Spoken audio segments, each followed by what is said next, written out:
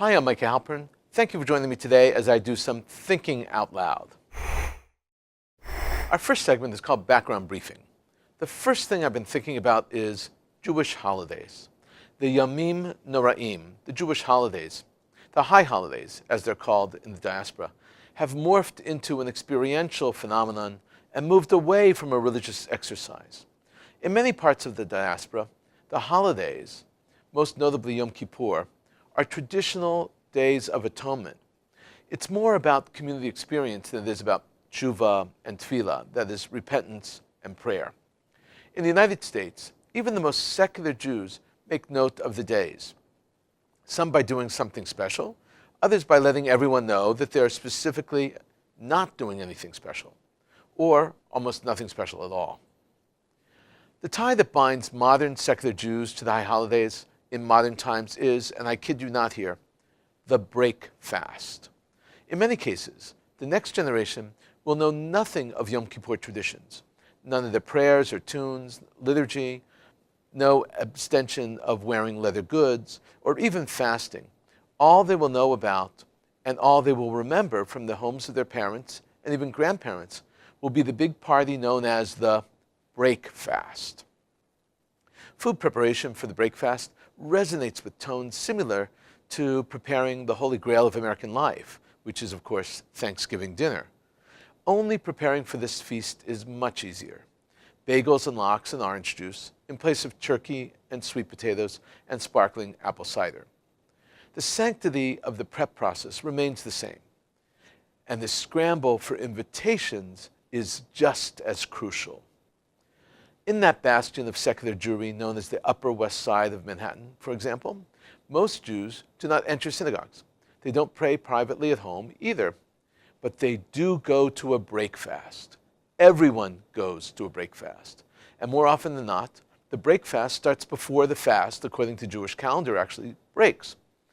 25 plus hours of no eating or drinking is not a prerequisite for attendance of the break fast. And that's okay. It's okay because that is the day which should be the Holy of Holies. Instead, it's not about fasting, but it's about feasting. It's okay to forego forgiveness and soul searching because it's the way for Jews to mark their Jewishness. The break fast is, in a way, creating a Jewish memory. Less known, but pretty popular and growing more and more popular with each passing year in the in crowd, especially on the Upper West Side, is a tradition few can even properly pronounce. It's called tashlich. The Rosh Hashanah tradition of casting your sins to the water is becoming a de rigueur part of the high holiday experience. No need for a synagogue or an admission ticket into that synagogue. All one needs is a body of water and a group of friends to join with you.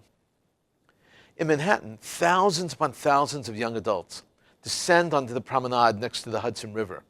Jews from all walks of life, Jews from all boroughs, even out-of-towners come.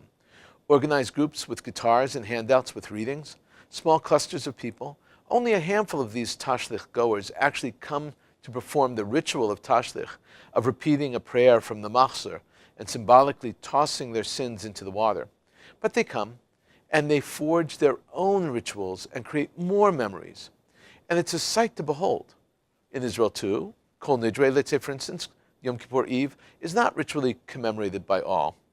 Or it wouldn't be nicknamed Chag HaOfanayim, the holiday of bikes and scooters. With streets officially closed to cars, it's the perfect opportunity for children to cruise along the unfettered streets, carefree and fancy. I understand that, just as I understand the experiential phenomenon of diaspora Jewry. But there's a big difference between the Israeli non-traditional approach and the diaspora approach to the Yamim Noraim, to the high holy days. Israelis are connected to Israel, and that's not as simplistic as it sounds. For Israelis, the commitment to be part of a living, pulsing organism called the Jewish state, and being a Jew in Israel is undeniable. Israel, love of Israel, devotion to Israel, yearning for Jerusalem is a major theme in Judaism, and often a repeated component of our ritualized prayer, not only, but especially during the high holidays. Breakfast and social tashlich are single Jewish memories. However, if combined with a serious romantic connection to Israel and tradition, they may be the groundwork for building a committed diaspora Jewry. Moving on to another subject I've been thinking about. The IDF, Israel's Defense Forces, has announced that in the past year and a half, I should say, Israel has launched over 200 separate strikes into Syria. During that period, over 800 Israeli missiles were shot from Israel into its neighboring Syria. The announcement has been corroborated by several of Netanyahu's government's cabinet ministers. The strikes were surgical. They were almost all aimed at weapons depots or military convoys. Not at all at individuals, and the deaths that may have happened were called collateral damage, not designated targets. The operational strategy of Israel went like this. If these weapons get into the hands of the wrong forces, like Hezbollah, Iran, ISIS, Al-Qaeda, it will change the status quo in the region. Israel decided to, militarily speaking, put the genie back in the bottle. The status quo in the Middle East is unlike the status quo anywhere else in the world. For those who live in the region, living in a tinderbox that's about to explode is the norm. The idea is to make sure that the box does not explode. The goal is to keep the lid on tensions. Success is when you're able to turn a crisis into a manageable state of affairs. It is Israel's philosophy in all military operations. It is Russia's philosophy also in Syria. The difference, however, is that while Israel strives for surgical strikes, Russia's military strategy is, to put it politely, less delicate, and intentionally so. Their intention is to keep Syrian President Bashar al-Assad in power. And to do that, they have chosen to work together with Iran, Hezbollah, and Assad's tattered and war-weary forces. For the most part, Russia provides the air power and supports forces on the ground. They strafe almost indiscriminately and carpet bomb in order to destroy any and all resistance. And sometimes they bring in their navy. Russia has just concluded a multi-day naval exercise off the coast of Syria. Their fleet of ships, known as the Caspian Flotilla, arrived in the Mediterranean Sea after setting sail from the Black Sea. The ships then passed through the Bosphorus Straits into the Marmara Sea, and from there to the Aegean, and then right into the Mediterranean. The journey only took a few hours to go from their home port to the shores of Syria. Officially, Russia has naval exercises and has launched them for the purposes of improving naval communications. But nobody believes that. This group of ships is plain and simple, a mobile attack base. It is a strike force. It is composed of 26 ships, 34 planes, on board the ships, 28 helicopters, and 2 submarines. Already in the region were 2 other subs, dozens of helicopters, and dozens more planes. Over 100 Russian air attack vehicles took part in the maneuvers. So extensive were the activities that Ben Gurion Airport, Israel's civilian airport, situated just outside Tel Aviv, rerouted civilian aircraft for fear of being accidentally targeted during the exercise. It's happened before. The intimidation factor aside, the most important part of this naval exercise is that Russia was able to practice their acclaimed defensive maneuver called the Wall. This particular wall is a communications wall. It linked all the naval vessels, aircraft, and land operations into one seamless attack.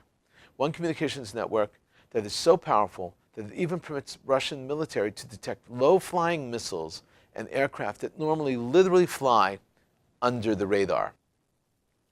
Russia initiated this exercise off Syria with 2 goals in mind. They wanted to check the United States and test the rhetoric of President Donald Trump vis-a-vis his intentions for Syria. And they wanted to be in position so that they can use this massive attack force as a weapon to strike ISIS, Al-Qaeda, and Syrian rebels in the areas threatening the success of Assad forces, like Idlib. The Russian wall will be able to identify any potential threat to Russia's forces in the region for as long as they remain in the region itself. And even when the exercise is over, the flotilla remains. Aside from potentially toppling the status quo, and that's a big one, there are other downsides to having Russia's naval base on the Syrian coast. The communication technology Russia is using is not limited to Syria and neighboring Lebanon. The Russians are scanning everything in the region, and that includes Israel. And that's not the only threat to Israel. While the Russian naval presence off Syria improves Russia's strike and defense abilities, it hampers Israel's strike and defense abilities at the very same time, and their freedom to fly near or over Syria, even if there is no direct conflict. From their position in Syria, the Russians are so close to Israel that they can effortlessly spy on Israel's planes and learn Israel's military secrets. Israel's security is at risk. Putin has orchestrated more than a simple military exercise. Coming up next, points of view. Here's what some important voices have been talking about. Let's talk about two columns today. One by Thomas Friedman in the New York Times, and the second by Eli Lake from Newsmax. Friedman is the dean of op-ed columnists. He is, without a doubt, the most powerful opinion writer in English today. His ideas literally shape policy and impact the world. First up is a column from the New York Times, and it was published online on September 4th, 2018, and in print the next day, September 5th. The column is entitled "The Crazy Poor Middle Easterners," in both print and online editions. This is very unusual to have the same title in both editions. The reason is that editors are a curious sort of people. They need to change things. Even when things are perfect, they still change things. This piece is about how messed up the Middle East is. Friedman begins by discussing a movie and Asia. I greatly enjoyed the movie Crazy Rich Asians because beyond the many laughs lines, it reminded me of an important point. Rich Asia has gotten really rich, not because it doesn't have political, tribal, ethnic, and religious differences like other regions, but because in more places, on more days, it has learned to set those differences aside and focus on building the real foundations of sustainable wealth: education, trade, infrastructure, human capital, and, in the most successful places, the rule of law. Most of Asia became prosperous not by discovering natural resources, but by tapping its human resources, men and women, and giving them the tools to realize their potential. Now Friedman makes his move to the Middle East and compares Asia with the Middle East. He writes, "It got me thinking that if someone were to do a similar movie about the Middle East, it could be called Crazy Poor Middle Easterners. Because, with a few exceptions, this region has never been a bigger mess, had more people fighting over who owns which olive tree, had more cities turned into rubble by rival sects, and missed its potential so vastly. The region of the world that should be naturally rich has made itself poor by repeatedly letting the past bury the future, and the region that is naturally poor has made itself rich by letting the future bury the past." Now Friedman attacks Trump and his Middle East plan. He attacks Netanyahu, and he attacks the Saudis, especially the new crown prince, and he concludes that it is all one big mess. He writes, "Trump and his team don't understand. The U.S. can't just subcontract order making in the Middle East to Israel, Russia, and Saudi Arabia and write them blank checks. Their leaders actually need us to draw red lines for them. 2, so they can tell their own hotheads and extremists, hey, I'm with you, but the Americans won't let me do that." Being the reality principle balancer, an honest broker, has been a U.S. role since the 1970s. If we abdicate it, we'll just end up creating more crazy, poor Middle Easterners.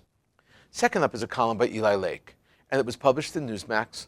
Disclaimer, big disclaimer, I'm a weekly columnist for Newsmax. It's one of the best news opinion and analysis sites on the web itself.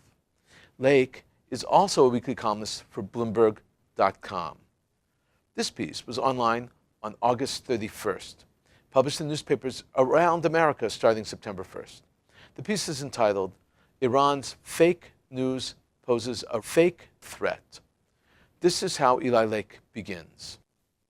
As if the free world didn't have enough to worry about with Russian fake news, now the world leader in state-sponsored terrorism is getting into the act. Iran is running a disinformation campaign on social media, and it is bigger than previously believed.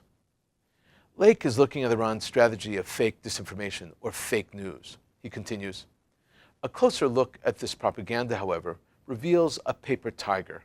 Iran's network of Twitter handles, websites, and Facebook fakes are amateurish and clumsy. Anyone foolish enough to trust information from something called Liberty Front Press, or to believe that the opposition in the UK has its own website called BritishLeft.com, is already an easy mark for the web's many frauds and grifters. Lake concludes that even though the fake news is pretty amateurish and poor in quality, but it is making an impact. He writes, by contrast, Iran's propaganda network seems like it would only work on the most anti-American Americans. Its sites posted videos of Iranian General Qasem Soleimani responding to threats from Trump and promoting hashtags like Delete Israel and hashtag Free Palestine. Maybe the mullahs were micro-targeting Berkeley. Whatever the motivation, the work is shoddy. It may be vile, but Iranian fake news is not a real threat. Coming up, commentary through cartoons where pictures tell the story. I want to discuss two cartoons today. The first cartoon is a play on environmentalism and green technology, especially cars that pollute. In order to stimulate people to purchase electric cars that do not pollute, or green cars, companies and shopping centers are dedicating prime parking right up front next to the disabled spots for green cars. In this case, the sign reads, "Reserved for green vehicles." This cartoon has a gas-guzzling truck parked in the spot, but the truck is definitely not green. It is green in color only. Next up is a cartoon that lampoons the change in attitude towards education, teachers, and children over the past 58 years. The cartoon is divided into two panels. The first takes place in 1960. Two parents are holding a report card that has a big F on it. The parents are yelling at their son, shouting, "These grades are terrible." Flip to the second panel. That takes place today. It has the parents holding the report card with a big F together with their son, and they're yelling at their son's teacher, shouting, "These grades are terrible." In a moment, more of my own perspective and a few predictions. Israel's National Security Anti-Terrorism Bureau has announced travel warnings for Jewish and Israeli travelers. The two most important warnings involved the Sinai Desert and Turkey. This is a quote. "This is not about posting new travel warnings, but reflecting the current situation," the Bureau explained. The announcement said that, quote, "the threat in Sinai remains high," unquote, in light of the presence of an Islamic State affiliate and efforts by al-Qaeda to establish itself in the region, unquote. About Turkey, it warned of, quote, "high threat potential for Israelis in light of the infrastructure and intention of terror groups to operate in Turkey," unquote. As always, there is also a high risk for Israeli and Jewish travelers in the rest of Egypt, as well as in Jordan. Hopefully, Israelis and Jews will be safe as they travel, which is, of course, one of their favorite national pastimes. Syrian First Lady Asma Assad has been diagnosed with breast cancer and is now undergoing treatment. The announcement came in a tweet from her office and the office of her husband, the president. The tweet was in Arabic. Here is a translation. "With strength, trust, and faith, Mrs. Asma al-Assad begins her preliminary treatment of a malignant breast tumor that was discovered early." The tweet included a photo of the First Lady with her arm attached to an IV drip, alongside her husband, Syrian President Bashar al-Assad. Asma Assad is 42 years old. She holds a dual citizenship both from England, where she was born and schooled, and from Syria. Her family is from the Syrian province of Homs. The tweet continued, "From the heart, the presidency and the staff wish Ms. Asama a speedy recovery. We should all join in her wishes." Cyber terror can bring down an entire nation. Properly placed cyber attacks can bring down a nation to its knees. NBC News ran a story explaining that Iranian hackers are planning to attack US, European, and Middle East countries. The source quoted in the report said that the Iranian hackers were developing strikes to target US banks, electricity, water, and other infrastructure. Iran has done this already. Remember in 2010, they attacked a dam in New York. Some analysts claim that Iranian attack was a response to the Stuxnet virus that attacked Iran.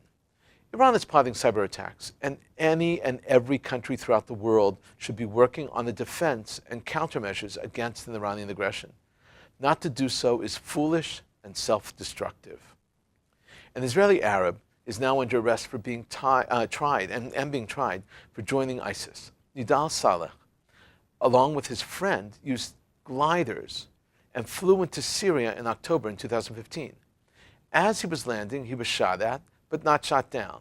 Then, after landing, he was arrested by ISIS and brutally tortured. Finally, Saleh convinced ISIS that he wanted to join them, and then he fought for ISIS. Sometime later, Saleh escaped and hired a smuggler to cross the Syrian border into Turkey. There he met family members. He eventually flew back to Israel, where he was arrested and now charged. The gag order was lifted after his indictment. As shocking as it is that an Israeli would join ISIS, it's even more shocking that he would return to Israel. When he was still in Turkey, Saleh's family brought an Israeli lawyer to meet with him because they knew he was going to be arrested upon arrival back in Israel. Hamas is claiming that Israel wants to destabilize Gaza in the hope of making the situation so intolerable for Gazans that they will rise up against Hamas leadership. Hamas leadership is asserting that this is why Israel shut Kerem Shalom, the crossing to all goods except for food and medicine.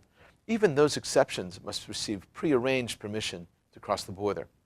Hamas issued a statement saying, quote here, Israeli sanctions demonstrate its desire to increase the siege of Gaza and commit more crimes against its people. The world must end its silence in the face of Israel's crimes against humanity. Hamas is not entirely wrong. Israel is using the border closure as a vehicle to try to influence the masses who live in Gaza. Israel is tightening the screws in order to force Gazans to rise up, to wrest control from their leadership, and to act to defend themselves. Israel wants life to be better for Gazans. Over 60% of Palestinians oppose resuming dialogue with Trump administration after the U.S. cut hundreds of millions of dollars in aid, according to an opinion poll. The poll was another sign of trouble for the White House's proposed Middle East plan, which has been in the works for over a year but still has not been released. Palestinian President Mahmoud Abbas has already rejected the plan, saying the U.S. is not an honest broker. He has cited the Trump administration's decision to recognize Jerusalem as Israel's capital and cuts in aid to the Palestinians and UN Agency for Palestinian Refugees. The poll published by the Palestinian Center for Policy and Survey Research found 90% of the respondents believe the U.S. is biased in favor of Israel, and 6%, only 6%, considered the U.S. an honest broker. 62% oppose resuming dialogue. The granddaughter of a Jewish art collector whose paintings were stolen by the Nazis has been reunited with one of the works, an impressionist piece by Renoir. Sylvie Solitzer saw two women in a garden for the first time on a special display at New York's Museum of Jewish Heritage. The ceremony included the law enforcement officials, especially the FBI, who helped get the painting back to her. Solitzer's grandfather, Alfred Weinberger, was an art collector in Paris who put some of his paintings in the bank vault before fleeing the Nazis. The Nazi records show that they raided the vault and took Weinberger's paintings, including this Renoir.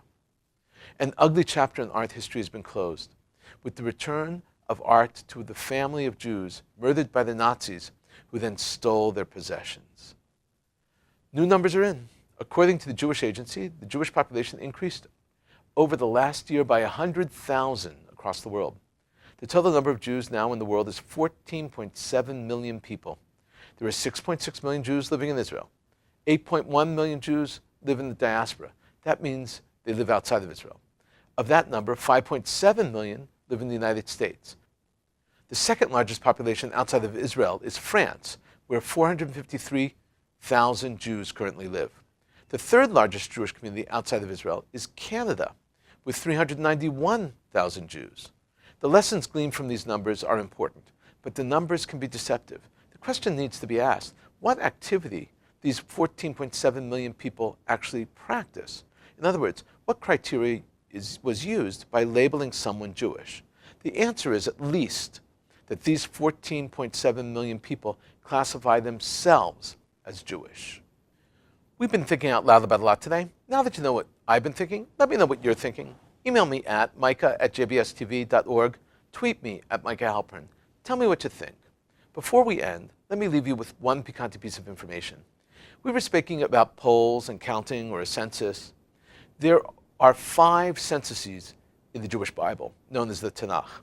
There's one in Exodus 38:26. There were 550,000 Israelites. In Numbers 26:51, there were 601,703 Israelites. In the time of King David, there's a census. King Solomon does a census. And after the return from Babylonia, Ezra does a census. In the original census in the book of Exodus and in the book of Numbers, everyone is counted, and they have to be over 25 years old. And they must give 1/2 of a shekel. The monies went to Bedek Habayit, it's called, improvements of the sanctuary. The 1/2 shekel was not a lot of money, and everyone needed to pay it, and everyone could pay it.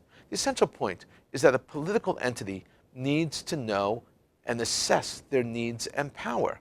The first step in providing services and defending the nation is to know exactly how many people are there. The U.S. Constitution borrows this very message by requiring a census every 10 years in the United States. Thank you for thinking out loud with me, Micah Halpern. Let's think out loud again next week on JBS.